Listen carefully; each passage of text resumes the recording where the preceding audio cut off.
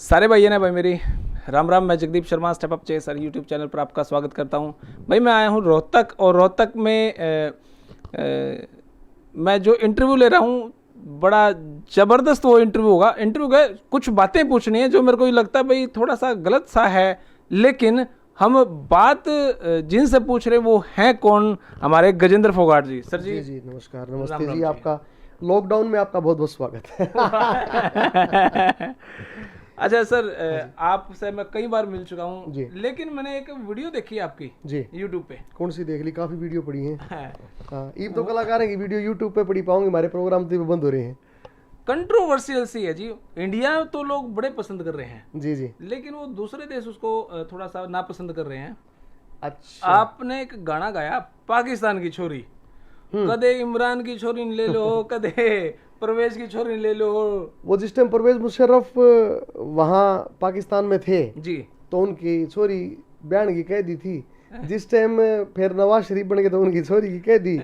भाई ऐसा है, भारत में तो जनसंख्या खूब है, जी रांडे भी खूब हैं, तो उड़े से कितने प्रधानमंत्री बस जाओ, उनकी छोरियां बही जा सके। तो एक कटाक्ष था अभी रिसेंटली मैंने इमरान खान उसमें डाल दिया जी जी। कि इमरान खान की बड़ली छोरी ब्याह के लाऊंगा। कई दिनों तो बात मेरे एक मन में आ रही से सुना से पाकिस्तान की छोरियां बहुत प्यारी से। थोड़ी तरज में जी, तरज में। मैं भी वीजा लेके एक दिन पाक में जाऊंगा, इमरान खान की बड़ली छोरी ब्याह के लाऊंगा। फिर देश में चाहे सोना चांदी वे के मैं भी ना दो, बस पाकिस्तान में एक वे हमारा तिरंगा लहरा दो। बस पाकिस्तान में एक वे हमारा तिरंगा लहरा दो। होवे रिसेप्शन पेशावर में फेरे पीओ के है, मांगूंगा लाहौर दहेज में कर देवे ओके। क्या बात है। और विद्या पे हाफिज दाऊद को गोली मरवा दो, वैसे पाकिस्तान में एक हमारा तिरंगा लहरा दो।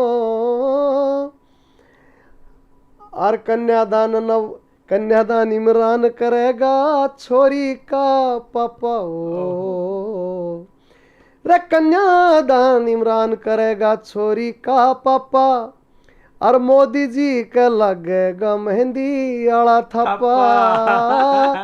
मोदी जी के लगेगा मेहंदी आला थप्पा। जी बारात की मान रहन दो, बारात की पाकिस्तानी को हूं मैं जी। अक तुम बारात की मान रहन दो, मारे इन रंडिया ने ब्याह दो। वैसे पाकिस्तान में एक हमारा तिरंगा लहरा दो, बस पाकिस्तान में एक हमारा तिरंगा लहरा दो। उसमें बरातियों के लिए भी कहा है भाई, साड़ी सप्टी बुरका छोड़ कर पहरेंगी लहंगा है। भाई हरियाणा के लोग हैं बरात जागी ठीक है जी। तो फिर परिधान भी तो हमारा ही होना चाहिए। बिल्कुल तो बन्नी का थोड़ा ब्याह है, सही बात है।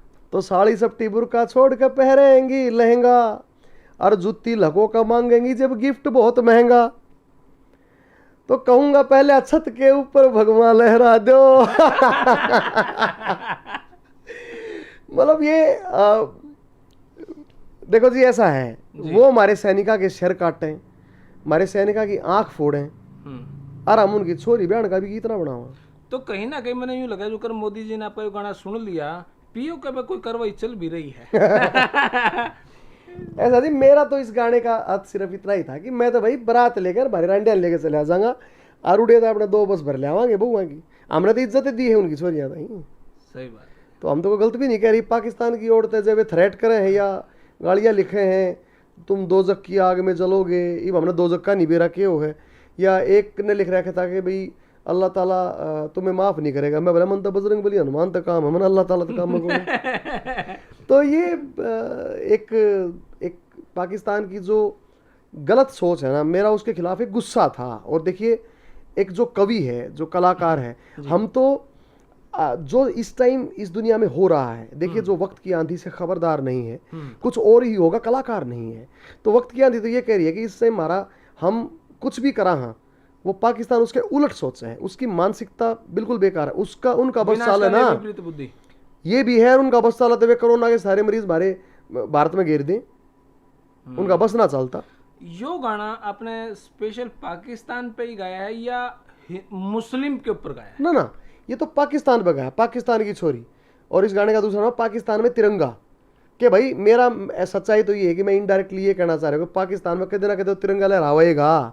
एक टाइम था जब लाहौर तक चले गए थे हमारे हरियाणा वाले, और होका भी पिया था लाहौर में बैठ के, तो फिर किए दिन होका ये भरवाओगे मार धोरे होका अपना खुद भराएंगे बुढ़ो जाके। एक बात और मेरा थोड़ा सा दिमाग में है। जी खैर इसमें तो कोई शक नहीं है कि हम उसके साथ दोस्ती के हाथ बढ़ावा, इसमें कोई शक नहीं, जरूरत नहीं हमने जी, क्योंकि एक बारी धोखा, दो बारी धोखा, मेरे बेवकूफ़ी की हरकत करे पाकिस्तान, नो डाउट। लेकिन कहीं ना कहीं हमारे देश की, हमारी संस्कृति, एक सभ्यता रही है वसुधैव कुटुंबकम। हाँ, अब इस पे क्या कहना चाहेंगे आप? देखिए हमारे पूर्वजों ने कहा है वासुदेव कुटुंबकम, the world is a global village. ये दुनिया एक वैश्विक ग्राम है। ये वैश्विक ग्राम तो कहा जो अंग्रेजों ने, हमारे जो पूर्वज थे उन्होंने कहा वसुदेव कुटुंबकम, the world is a small family.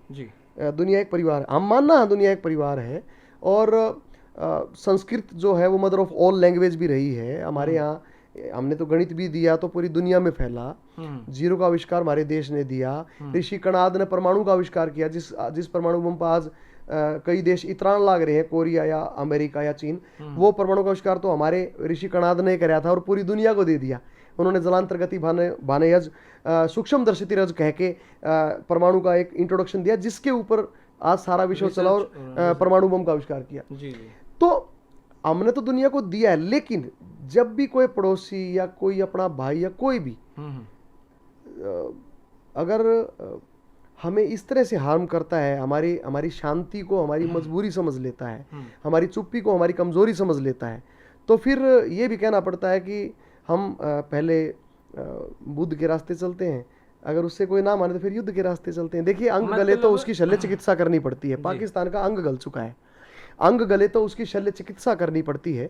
विष का असर जलाने को अंगारी धरनी पड़ती है, मन को मार लहू की गहरी नदी तैरनी पड़ती है, और नीलकंठ बनकर मंथन की कीमत भरनी पड़ती है। बनकर विश्वामित्र राष्ट्र का रक्त जगाना पड़ता है, राम और लक्ष्मण से महलों को छुड़वाना पड़ता है, शूर्पणखा की नाक काट रावण मरवाना पड़ता है, छोड़ साधना संतों को ही आगे आना पड़ता है। युद्ध बुरा होता है, इसमें कोई दो राय नहीं, लेकिन करना पड़ता है जब बचता कोई उपाय नहीं। सीता कैसे वापिस आती यदि प्रभु क्रुद्ध नहीं होते?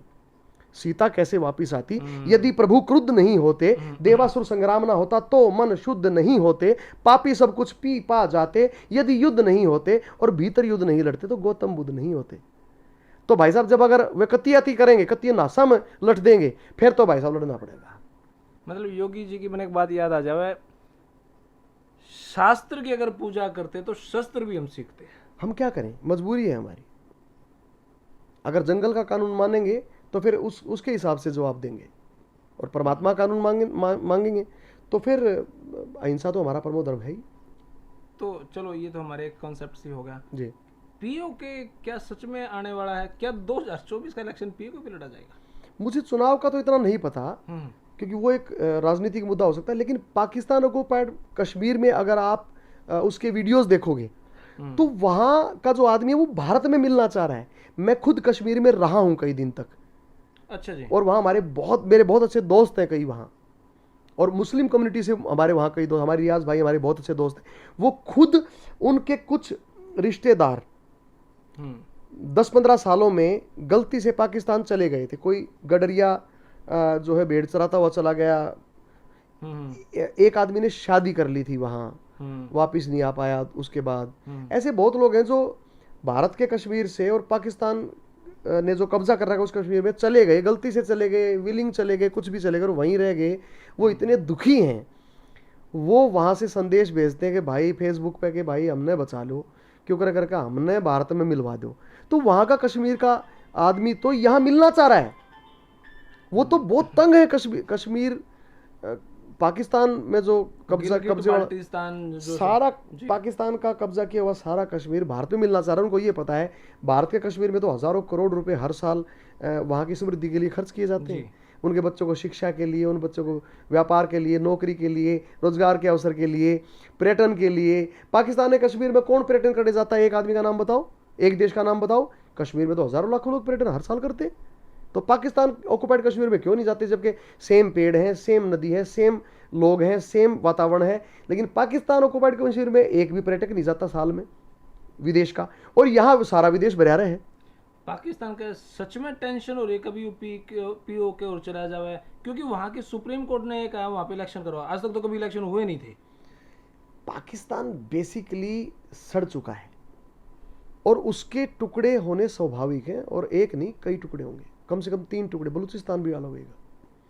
वहाँ का बाशिंदा भी नहीं रहना चाह रहा पाकिस्तान की सरकार के साथ। तो एक मैसेज पाकिस्तान को और एक मोदी जी को। मोदी जी को तो हम रिक्वेस्ट कर उसका, हमारे यशस्वी प्रधानमंत्री हैं, कि जल्दी से जो भी पाकिस्तान का जो हमारा कश्मीर है उसको ले लो आगे जो है करो। बिल्कुल ले लो आगे पासा करो। घने दिन हो गए और मोदी जी ये कर सके हैं, क्योंकि इतने साल तक या जो धारा हटाई है 370, या जो 3 तलाक हटा दिया, या हमारी मुस्लिम जो बहनें थी वो बहुत दुखी थी 3 तलाक से, उनका निवारण कराया है, या फिर अभी जो एनआरसी और CAA आया है वो भी बहुत बढ़िया है। जनसंख्या बिल जल्दी तो आ जाओ, 2 ही काफ़ी, और से माफ़ी कर दो।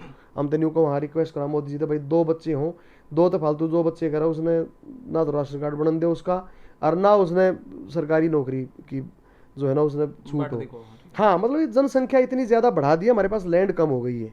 मैं अमेरिका शो करने गया तो वहाँ मैंने देखा कैलिफोर्निया और टेक्सास 2 स्टेट हैं, दोनों को मिला दो इंडिया से बड़ा लैंड है, लेकिन अगर उनकी जनसंख्या देखो तो पंजाब से भी कम है 2 स्टेटा की, और इंडिया से ज़्यादा ज़मीन है, इंडिया से बड़ा हो जाता है भौगोलिक स्थिति में।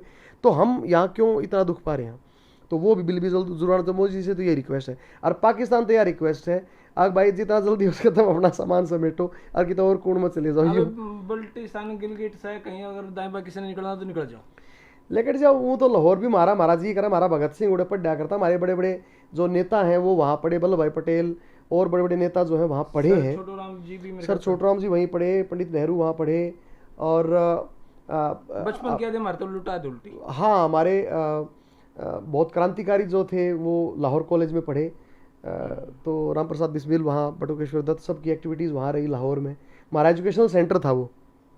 लाजपत राय ने लाहौर कोर्ट में जो है नौकरी की, वकील की। तो मतलब हमारी इतनी याद है, बस लाहौर भी दे दो मारता के उड़े तम के जड़गड़ रही थारी। MDH मसाले वहाँ से शुरू हुए, माशा धर्मपाल जी ने वहीं से माशादी हट्टी शुरू की लाहौर से, और अमृतसर से तो 20 से 25 मिनट का रास्ता है, जाया करेंगे।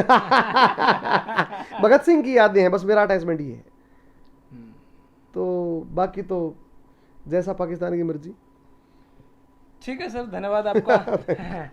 भाई ये है हमारे गजेंद्र फोगाट जी, और जितना स्टिक, जितना फास्ट और ऑन द स्पॉट किसी भी क्वेश्चन पे तभी आंसर मिल सकता है आपको, इतना IQ लेवल तेज है। और भाई मैं बड़ा कायल हूँ, और बड़ा पूरी हरियाणा की इंडस्ट्री में इनसे ज़्यादा नॉलेज ऑनेस्टली कह रहा हूँ मैंने आज तक किसी में देखी नहीं है।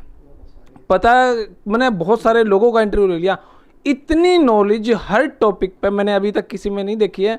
जो वीडियो देखे हैं कमेंट बॉक्स में बताइए भाई, कोई अगर ऐसा ही व्यक्ति आपकी नज़र में है भाई, हाँ उसने है जगदीप नॉलेज, तो भाई उनके पास भी आवांगे। अभी तक मैंने तो देखी नहीं भाई, किसी ने देखी तो बताइए। धन्यवाद, जय हिंद, भारत माता की।